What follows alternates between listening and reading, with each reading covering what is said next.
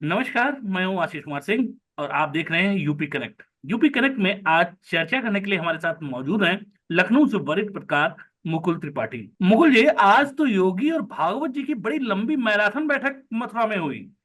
बैठक लगभग 2.5 घंटे तक चली और बताते हैं जब योगी जी बाहर निकले हैं, अगर उनकी भाव भंगिमा की बात करें तो काफी मुस्कुराते हुए निकले हैं। चेहरे पर उनकी काफी खुशी देखी जा सकती थी। वहीं इस बैठक के अलावा एक घटना ऐसी हुई है जिसको लेकर अखिलेश यादव की सिट्टी पिट्टी गुम हो गई है। आखिर वो क्या बात रही जिसकी वजह से अखिलेश यादव काफी हैरान परेशान नजर आए, वो तो मैं आपको आगे बताऊंगा। लेकिन इस बैठक में जो हम लोग अपने सूत्र हैं उनके मुताबिक हरियाणा की तर्ज पर उपचुनाव लड़ा जाएगा। 2027 के लिए भी पूरी खाका एक तरीके से खींचा गया है कि किस ढंग से हम लोग 2027 की तैयारी करेंगे। इसके अलावा जो उपचुनाव है उसमें उससे पहले लगभग 5,000 बैठकें करनी है, छोटी छोटी। जो भी इनके अपने कार्यकर्ता हैं ये सब कुछ तय किया गया है। उसके बाद मैन टू मैन मार्किंग होगी। पन्ना प्रमुख पर विशेष ध्यान देने को लिए कहा गया है। कुल मिलाकर हरियाणा की ही तर्ज पर इलेक्शन लड़ने की पूरी तैयारी है और बीजेपी इसमें कोई कोर कसर नहीं छोड़ना चाहती है। मुझे भागवत और योगी की जो आज ये बैठक है इसको कितना अहम समझ रहे हैं आप? आशीष, देखो, ये बैठक वास्तव में बहुत महत्वपूर्ण थी। और इससे पहले याद होगा कि मोहन भागवत लोकसभा इलेक्शन के बाद गोरखपुर गए थे। और तब कवायद लगाई जा रही थी, लोग सोच रहे थे कि दोनों के बीच में मुलाकात होगी, लेकिन तब मुलाकात नहीं हुई। आज ये जो इन लोगों की आपस में मुलाकात है, ये प्री प्लान थी। और सबको पता है कि योगी जी के पीछे किसका हाथ है। He is basically very close to Bhagwat, बहुत भागवत जी के क्लोज हैं। और बीजेपी की पहली पसंद नहीं थी। इस चीज पे गौर करने की बात है कि आपको याद होगा मनोज सिन्हा का नाम उछला, और उसके बाद और भी एक दो नाम हवा में तैरते रहे। मनोज सिन्हा चुनाव हारे। उसके बाद उनका तो खैर राज्यपाल की तरफ चला गया पूरा। लेकिन जब यूपी में मुख्यमंत्री पद की बात आई थी, तब वो काशी विश्वनाथ के दर्शन तक कराए थे। और उनके समर्थक कह रहे थे बनना तो अब तय है। लेकिन अचानक से योगी जी प्रकट होते हैं। तब संघ का योगदान ये था कि संघ ने कहा कि हमको हिंदुत्व की छवि वाला आदमी चाहिए। और उसमें योगी उस पैरामीटर में एकदम फिट बैठते थे। मठाधीश थे, मठ है, और अगल बगल कई जिलों में उनका एक अलग ऑरा है। अभी की जो मीटिंग की बताएं तो जाहिर बात है मथुरा का विकास तो एक बहाना था। असल में जो संघ और बीजेपी का जो आपस में क्लेश था उसको सुलझाना था। केंद्रीय नेतृत्व भी समझ गया। नड्डा जी की बात हुई हो चाहे जो भी उन्होंने बयान दिया, सबको पता है वो कि अब हमको संघ की जरूरत नहीं है, अब बीजेपी इतनी स्ट्रांग हो गई। तब मोहन भागवत जी ने कहा था कि आप अगर मैं पे आ जाते हैं, तो इन्होंने एक संदेश दिया था। वो किसको दिया था? वो जाहिर बात है केंद्रीय नेतृत्व को, कि उस मैं से आप बाहर निकलिए अगर आपको विकास करना हो। योगी जी दूसरे टाइप के हैं। योगी जी 133 करोड़ की 8 परियोजनाएं उन्होंने लॉन्च की है मथुरा में। याद होगा कि जब आप नोएडा एक्सप्रेसवे से आते हैं तो मथुरा जाने के लिए आपको बहुत छोटा सा एक पतली सकड़ी गली से एक उसे कहेंगे कि उसमें एक हम लोग जो साइड रोड होती है रोड के, वो भी बहुत अच्छी नहीं है। लोगों को दर्शनार्थियों को बहुत प्रॉब्लम होती है उस रोड से उतरने में। तो उनका ये कहना था, उनका ये एक प्रोजेक्ट आया वहां पे कि उसको एक्सप्रेस वे से मिलाया जाए, उसको 8 लेन बनाया जाए। ये प्रोजेक्ट वहां पे अब लागू होगा। वहीं पे पार्किंग बनेगी, और आपका इलेक्ट्रिक जो व्हीकल्स होते हैं उनको वहां पे, ये पूरा प्रोजेक्ट है। जाहिर बात है कि मोहन भागवत जी इस चीज में तो रुचि लेते ही लेते हैं। और इस प्रोजेक्ट के साथ साथ जितनी भी आपस में बीजेपी का, चूंकि योगी जी अब एक चेहरा है और उनके पीछे संघ है, तो ये आप एक कड़ी देखिए। इस कड़ी को लेते हुए साथ में जो तुमने बात कही कि हम गांव देहात तक शाखाएं करना और उस तरह की, वो चलती रहती है। संघ का बीजेपी से कोई लेना देना नहीं इन सब मामलों में। संघ का अपना अपनी कार्यशैली है। बीजेपी साथ आए तो भी थी, और जब बीजेपी सत्ता में नहीं थी तो भी संघ काम करता था। संघ से लोग बीजेपी में आते हैं, आरएसएस से, आरएसएस से लोग वापस बीजेपी में जाके मंत्री पद, खुद प्रधानमंत्री भी आरएसएस के मु- प्रचारक रहे हैं, और चीजें नहीं तो ये मुकुल जी ये आपस में एक दो तारों को मिलाना था कि कहीं शौक ना लगे। मुकुल, वैसे हमको एक बात भी ये तय लग रही है, जिस तरीके से जेपी नड्डा ने, आपको याद होगा, लोकसभा चुनाव से पहले कह दिया था कि अब हमको बीजेपी की कोई आवश्यकता नहीं है, उसका बहुत असर पड़ा था लोकसभा में। जो परफॉर्मेंस बीजेपी पे गिरा था उसमें कहीं ना कहीं की संघ ने इंटरेस्ट नहीं लिया था, संघ का क्या था, सबको पर नहीं उतरा था। यही वजह रही कि जब ये अफवाह फैलाई गई संविधान खतरे में है, आरक्षण छीन लिया जाएगा, तो कहीं पे भी आरएसएस के कोई भी कार्यकर्ता एक्टिव नजर नहीं आ रहे थे। लेकिन उसी के बाद में हरियाणा चुनाव होता है और जिस तरीके से दोनों मिलकर लड़ते हैं, अब देखिए है तो एक वृक्ष ही, और वो वृक्ष तो आरएसएस है और उसी की शाखा एक बीजेपी है, और दोनों एक दूसरे के अनुपूरक हैं। दोनों के बिना अगर कोई एक सोचे उसका अस्तित्व रहेगा तो नहीं रह सकता है, दोनों एक दूसरे के पूरक हैं। तो उस ढंग से अगर हरियाणा में देखा जाए, जिस तरीके से इतनी विपरीत परिस्थितियां थी कि कोई भी नहीं मान रहा था कि वहां पे कांग्रेस हार सकती है, लेकिन जिस तरीके से संघ ने कमर कसी और बीजेपी संगठन ने साथ दिया, नतीजा देखिए, सबको चौंकाने वाला आया। रही बात, मैं आपसे ये पूछना चाहता हूँ कि ठीक है, गोरखपुर वाले में जब मोहन भागवत थे तो योगी 3 बार मिलने के लिए, लेकिन योगी तीनों बार मिलने नहीं गए। तो कहीं ना कहीं से तो ये तो थी ही कि योगी भी हिचकिचा रहे थे, और आज जो उनके चेहरे पर हंसी नजर आ रही है, इसका मतलब है कि संघ और बीजेपी के बीच में सब कुछ ठीक हो गया, इसीलिए 2.5 घंटे बैठक भी चली। और जो योगी के चेहरे पर पिछली बार जब भागवत जी थे तो तनाव दिख रहा था, वो इस बार नहीं दिखा। आशीष, तुमको मैं बता दूं कि कई घटनाएं ऐसी हो चुकी हैं जिसमें प्रधानमंत्री मोदी और योगी की मुलाकात में योगी जी को काफी पीछे रखा गया। एक बार तो ऐसी तस्वीरें आई कि प्रधानमंत्री गाड़ी में बैठे हैं और योगी पीछे पैदल चल रहे हैं, जिसकी बड़ी मतलब भर्त्सना हुई, और उसमें काफी लोगों ने उसको क्रिटिक्स बहुत आए। उसके बाद फिर याद होगा उसी के ठीक दूसरे दिन एक फोटो आती है जो मोदी जी योगी जी के कंधे पे हाथ रख के फोटो खिंचवाते हैं। देखो, सारा खेल परसेप्शन का है। आप परसेप्शन क्या बनाते हैं? लोग जब चुनाव हरियाणा में थे तो हरियाणा में बीजेपी जीती है अपनी वजह से नहीं, वो कांग्रेस की लापरवाही, कांग्रेस के ओवर कॉन्फिडेंस से जीती है। अगर न वहां पे हुड्डा ओवर कॉन्फिडेंट होते, न शैलजा इतना ज्यादा एग्रेसिव होती, वो सांसद की सांसद रहती और पार्टी की मदद करती कि हम सरकार बनवाएंगे। लेकिन जो चाहते रहती है वो कई बार आपको डुबा देती है। ये चीजें हरियाणा में, जिसको बीजेपी ने कैश करा लिया, और कैश ऐसा कराया है कि वहां सरकार तक बना ली। और जेजेपी का पूरा, मैं तुम्हारी बहस में और कई बहसों में मैं इलेक्शन से पहले कह रहा था, लोग मान नहीं रहे थे, मैंने कहा जेजेपी साफ हो जाएगी, और लोग कह रहे थे नहीं 2 सीट पाएगी। मैंने कहा इनोलो को 2 सीट भले ही मिल सकती है, लेकिन जेजेपी साफ हो गई, क्योंकि लोगों में आक्रोश था। और वास्तव में वही हुआ। तो बीजेपी, नई बीजेपी और पुरानी बीजेपी दोनों बिल्कुल डिफरेंट है। जो नई बीजेपी 2014 की है वो अग्रेसिव है, सनातनी है, हिंदू के पक्ष में, हिंदू राष्ट्र के पक्ष में वो ज्यादा एग्रेसिव है। उन्होंने देश को, हिंदुत्व को लेके एक वर्ग तैयार कर रखा है जो कुछ सुनना नहीं चाहता, उसको कुछ नहीं मालूम, वो सिर्फ उसी में ये गोपाल मिश्रा जैसा, जो राम गोपाल मिश्रा जो एक कांड हुआ बहराइच में, ऐसे ही कांड होते हैं। वो जिसने चढ़ाया उसका कुछ पता नहीं चल रहा है, पुलिस अब ढूंढ रही है आखिरकार वो आदमी था कौन। और सबसे बड़ी बात, इन लोगों का आपस में मिलना, ऐसी घटनाओं पे भी चर्चा हुई होगी कि ऐसी घटनाओं पे क्या कार्रवाई की जाए। जब गोपाल मिश्रा, जब उसकी लाश वहां पे नीचे उतारी गई, उस वक्त पुलिस ने लाठीचार्ज कर दिया।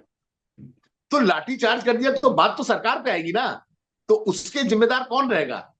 तो ये सब भी चर्चाएं वहां पे हुई है। और साथ में मथुरा का विकास, और दोनों का संघ, और जो बीजेपी के प्रतिनिधि हैं हमारे चीफ मिनिस्टर योगी जी, इन लोगों के बीच में अगर दूरियां कम होती है तो ये एक बीजेपी के लिए शुभ संकेत है। क्योंकि तुमने जैसे बताया, इलेक्शन में लोकसभा में संघ का बड़ा कम योगदान था, उसका खामियाजा भुगता है। और वो कई वर्षों तक याद करा जाएगा कि 2024 में ऐसा इलेक्शन हुआ था जिसमें बीजेपी के प्रदेश अध्यक्ष ने, वो राष्ट्रीय अध्यक्ष नड्डा जी ने ऐसी बात बोली थी जिसमें संघ को दूध में से मक्खी की तरह निकाल के बाहर किया था।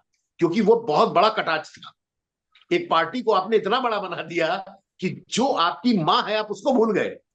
तो इसका खामियाजा भुगतने के बाद अब बीजेपी दोबारा ये हरकत नहीं करेगी, और वो अब पटाखेच हो चुका है मामला। जो देखिए, आज की तस्वीरें मुगल जैसे योगी, राजनीति में जो होता है, राजनीति में प्रतीकात्मक राजनीति का बहुत महत्व होता है। प्रतीकात्मक राजनीति का अगर मतलब एक मोटा मोटा समझे कि एक जो तस्वीर के जरिए संदेश प्रेषित कर दिया जाता है, और इस तस्वीर के जरिए संदेश प्रेषित करने के मामले में मोदी का कोई भी जोड़ नहीं है। मोदी बेजोड़ है प्रतीकात्मक राजनीति में। तो ये बात तो सही है कि कई बार उन्होंने जिस तरीके से योगी के कंधे पर हाथ रखकर फोटो खिंचाई, और कई भी ऐसी तस्वीरें हैं जिनका मैसेज हमेशा, जैसे वो चाहे वो स्नान करते हो, चाहे संसद में सबसे ज्यादा पहले मत्था टेका हो, या केदारनाथ में गुफा में बैठ जाते हैं, तो इन सब चीजों का राजनीति में काफी असर पड़ता है, और खासतौर से जो उनका कोर वोटर है वो इन सब चीजों को बहुत पसंद करता है। लेकिन यार एक चीज बताइए, अखिलेश यादव क्यों असहज महसूस करने लगते हैं कि योगी हर बार जाते हैं मथुरा में, सीधे चले जाते हैं कृष्ण मंदिर में और जाकर विधिवत पूजा करते हैं, उसके बाद उनकी फोटो हर तरफ सोशल मीडिया से लेकर हर तरफ टेलीकास्ट होने लगती है, और अखिलेश यादव छिपने लगते हैं और उनको समझ में नहीं आता है कि इसका हम जवाब क्या दें। आखिर ये क्या चल रहा है इन लोगों के बीच में? देखो मथुरा कृष्ण जी की नगरी है, बिना कृष्ण जी के दर्शन के योगी जी जाएंगे नहीं। और कोई और होता तो बात अलग थी, लेकिन वो खुद योगी है, वो सन्यासी है। जाहिर बात है वो एक सत्ता के शीर्ष पे है, एक राज्य की सत्ता के शीर्ष पे है। तो जाहिर बात है वो बनारस जाएंगे तो काशी विश्वनाथ जाएंगे, संकट मोचन जाएंगे, जो वहां के प्रमुख मंदिर है। लेकिन मथुरा जब कोई आदमी आता है तो वहां पे उसी मंदिर में जाएगा जहां सब लोग जाते हैं, और पूरा विश्व के लोग वहां पे उस धरती पे आके दर्शन करते हैं। तो योगी जी का जाना, उसमें समाजवादी पार्टी, अब उसको आप जातिगत जोड़िए, यादवों के भगवान है तो कोई कह देगा हम ठाकुरों के भगवान है, ये सब नहीं होगा। उसमें सारी जातियां शामिल हैं, और अगर योगी जी जाते हैं दर्शन करते हैं तो इसमें समाजवादी पार्टी के अगर मुखिया के पेट में दर्द हो रहा है तो इसकी कोई वजह ही नहीं हो सकती, ये बेवजह दर्द है जो एक बनावटी दर्द है। उन्होंने हालांकि अभी तक कोई बयान जारी नहीं किया है, अगर वो बयान जारी करते हैं तब समझ में आएगा। लेकिन अभी बयान जारी नहीं किया तो पेट में दर्द का कोई मतलब नहीं होता। और जो जिस शहर में अगर प्रतिष्ठित मंदिर है, आप इंदौर जाते हैं, आप कई उज्जैन जाते हैं, तो ऐसी जगहों पे कुछ ऐसे मंदिर हैं जहां पे आप दर्शन करते हैं। तो उसको राजनीति से जोड़ना, और चीफ मिनिस्टर जाए चाहे हमारे अखिलेश यादव जाए चाहे मायावती जाए, वो तो खैर जाती नहीं है, लेकिन ये है कि कुल मिलाकर इसका राजनीति से कोई लेना देना नहीं। और पेट में दर्द की बात, मुझे नहीं लगता कि पेट में दर्द हुआ होगा। वो मुगल एक मुगल ऐसा शहर का हुआ है कि भ्रमण दरअसल है। मुख्यमंत्री जब गए हैं उसके बाद अखिलेश यादव का सामने बयान भी आया है, और उन्होंने साफ साफ बोला है कि हमारी पीडीए जो है वो उसमें सब एकदम संगठित रहेगी। अगर इनका ये बोल रहे हैं, अगर ये नारा रह रहे हैं कि बटोगे तो कटोगे, तो उसी तरीके से हमारी भी जो पीडीए है वो सशक्त रहेगी। और वो योगी जी के मंदिर दौरे के बाद ही में दिया है। और जनरल तौर पर माना यह जाता है अखिलेश यादव इसलिए मैसेज में थोड़ा सा असहज महसूस करते हैं, क्योंकि कृष्ण जन्मभूमि का विवाद तो चल ही रहा है। आज ही कोर्ट में मुकदमा लगा हुआ था, तो वहां पे मुसलमानों ने बोला कि 18 केस की अलग अलग सुनवाई होनी चाहिए, उसमें हिंदू पक्ष ने उससे आपत्ति जाहिर की। वो बोला कि नहीं, ये सब केस को लंबा उलझाने की प्रक्रिया है। तो बहरहाल मामला कोर्ट में चल रहा है, और उस पर तारीखें भी चल रही हैं, सुनवाई भी चल रही है। ऐसी स्थिति में जो यादव वर्ग है वो तो अपना को कृष्ण जी का वंशज ही मानता है। ऐसी स्थिति में उनके यादव समाज के नेता मंदिर जाने से परहेज करते हैं, और योगी लगातार मंदिर जाते हैं। तो अखिलेश यादव को कहीं ना कहीं से तो ये महसूस होता है कि ऐसा ना हो कि यादव समाज के अंदर इसका गलत संदेश जाए। तो यही वजह है कि जैसे ही योगी जाते हैं पलट कर वो कोई ना कोई अपना मैसेज या ट्वीट जरूर कर देता है, जैसा उन्होंने आज भी किया। अब ये कुल मिलाकर बताइए कि योगी और जो मतलब ये 2027 के लिए बीजेपी की जो अभी से तैयारी मानी जा रही है, उसमें योगी और भागवत की जो ये मुलाकात है, उसको कितना महत्वपूर्ण देख रहे हैं आप? देखो ये कॉम्बिनेशन बड़ा डेडली है। मैं तुम्हें बताऊं कि संघ और योगी, मैं बीजेपी की बात नहीं करता हूं, मैं योगी आदित्यनाथ जी की बात करता हूं कि संघ मतलब मोहन भागवत और योगी जी, इन दोनों का कॉम्बिनेशन बहुत पुराना है। और तुमको मालूम है कि वहां पे योगी जी ने एक बार जब बीजेपी से इनसे रार हुई थी 2000 के आसपास, तो उन्होंने अपने प्रत्याशी भी हिंदू युवा वाहिनी के उतार दिए थे। तो बीजेपी से अदावत उनकी चलती रहती थी, और बड़ी तगड़ी चलती थी। वो खुद तो अपना जीतते ही थे, साथ में दो एक दो को और चार को लड़ा देते थे बीजेपी के खिलाफ। तो उनके ऊपर कॉन्फिडेंस कितना है, हालांकि संघ तो उनके ऊपर विश्वास करता है। और जो खबरें आती हैं कि संघ द्वारा ही सुझाया गया नाम योगी आदित्यनाथ थे। तो ऐसे में अगर हमने किसी को अगर प्रमोट किया है तो बटौवे से, अगर हम प्रमोट कर रहे हैं तो वो तो हमारे साथ रहेगा ही रहेगा। मोहन भागवत की एक अलग शख्सियत है, पूरे देश के पूरे विश्व में उनको माना जाता है कि अगर वो प्रमुख संघ प्रमुख है, तो जाहिर बात है कि योगी आदित्यनाथ भी एक सूबे के प्रमुख है और योगी है, तो उनका कद भी समकक्षी है। हाँ, संघ बहुत पुराना है संगठन। योगी जी का भी कार्यकाल हार्डली 1999 से शुरू हुआ है जब ये राजनीति में आए हैं, और अब वो सूबे के मुखिया है। ऐसे में दोनों लोग अपनी रणनीति अलग से बना सकते हैं, खासकर संघ को साथ लेके। संघ की भूमिका पे वास्तव में जो यूपी में जितना इनको एक डेंट पड़ा है, वो डेंट निष्क्रिय संघ के कार्यकर्ताओं, नई बीजेपी और पुरानी बीजेपी के जो लोग थे, उसमें नई बीजेपी के लोगों को तवज्जो देना।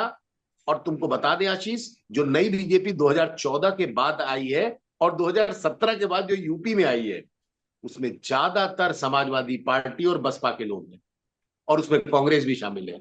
अगर आप लिस्ट देखिए, आप सड़कों पे गाड़ियां देखिए, तो मैं भी जानता हूं कि जहां पहले हाथी रहता था अब वहां कमल है, जहां साइकिल रहती थी वहां अब कमल है। तो ऐसे में जो पुराने कार्यकर्ता जो 2000 1998 95 से लग रहे हैं, उनको कितना बड़ा, क्योंकि नए नए जो रणबांकुरे आ रहे हैं पार्टी में, उनका हिंदुत्व को लेके शायद पुराने कार्यकर्ताओं से ज्यादा जोश है। और ये दिखाने के चक्कर में कि हम कितने बड़े सनातनी हैं, वो बसपा को भी भूल जाते हैं, बीजेपी को भी उसको समाजवादी पार्टी को भी भूल जाते हैं, और सीधे अपना कोई ना कोई ऐसा काम करते हैं जिससे वो हाईलाइटेड हो जाए, और जिससे बीजेपी के नेताओं में, अच्छा ये कार्यकर्ता वहां चढ़ गया, अच्छा इस आदमी ने ये कर दिया, तो उससे लाइमलाइट के लिए देखो, मीडिया का जमाना, सोशल मीडिया, हर आदमी अपने आप में एक जर्नलिस्ट है, वो मोबाइल ऑन करके कुछ भी शूट करके वायरल कर सकता है। तो वैसे ये वैसे चीजें हैं, और उसमें वैसे संघ और मुकुल ये दोनों लोग आपस में बिल्कुल बेहतर वैसे कर रहे मुकुल हैं। जी, ये भी समझा जा सकता है कि जिस तरीके से पिछली बार गोरखपुर जब आए थे मोहन भागवत, तो 3 बार ऐसा हुआ कि योगी जी मिलने जाएंगे, और लेकिन तीनों बार योगी जी की मुलाकात नहीं हो पाई। तो ये तो बात जाहिर है कि उस समय संघ और बीजेपी के रिश्ते सही नहीं चल रहे थे, और योगी खुद ही मन में फंसे हुए थे कि आखिर वो किस तरफ जाएं, कि यार यहाँ पे जाते हैं तो दूसरा क्यों नाराज हो जाएगा, और यहाँ पे जाएंगे तो ऐसे नाराजगी होगी। तो योगी थोड़ा बंधा हुआ महसूस कर रहे थे। लेकिन आज जिस तरीके से बैठक हुई है, उस ढंग से तो अब ये लग रहा है कि बीजेपी और आरएसएस के बीच में जो भी कड़वाहट थी वो सब कुछ दूर हो गई है। और वो योगी की आज चेहरे पर मुस्कुराहट और खुलकर हंसी, वो जो दिखाई दे रही थी, जो पिछली बार उनके तनाव दिखाई दे रहा था, वो इस बार उनके चेहरे पर नजर नहीं आ रहा था। बहरहाल, आपको बता दें कि अजय राय को भी दिल्ली तलब कर लिया गया है। सूत्रों के मुताबिक खबर यह भी आ रही है कि कांग्रेस जो 2 उपचुनाव पर देना चाहती थी सीट समाजवादी पार्टी गठबंधन के तहत, उसको वो मना कर सकती है, और ये कह सकती है कि ठीक है, उपचुनाव में आप लड़िए, हम आपकी मदद करेंगे। बहरहाल, अजय राय को दिल्ली तलब कर लिया गया है। और वैसे मैं आपको बता दूं, ये जो दोनों उपचुनाव है, वो अखिलेश यादव के लिए इसलिए बहुत महत्वपूर्ण है, क्योंकि उन्हें लगता है कि जो उनका लोकसभा से टेम्पो बना हुआ है वो 2027 तक बना रहे, अगर उपचुनाव में उनका अच्छा प्रदर्शन रहता है। वहीं बीजेपी के सामने सबसे बड़ी ये चुनौती है जी, लोकसभा में जो उसका प्रदर्शन में गिरावट आई थी, उसको वो दूर करना चाहती है उपचुनावों के जरिए। यही वजह है कि दोनों इस इलेक्शन में कोई कोर कसर नहीं छोड़ना चाहते हैं। मुकुल जी, चर्चा में हिस्सा लेने के लिए बहुत बहुत धन्यवाद आपका। धन्यवाद।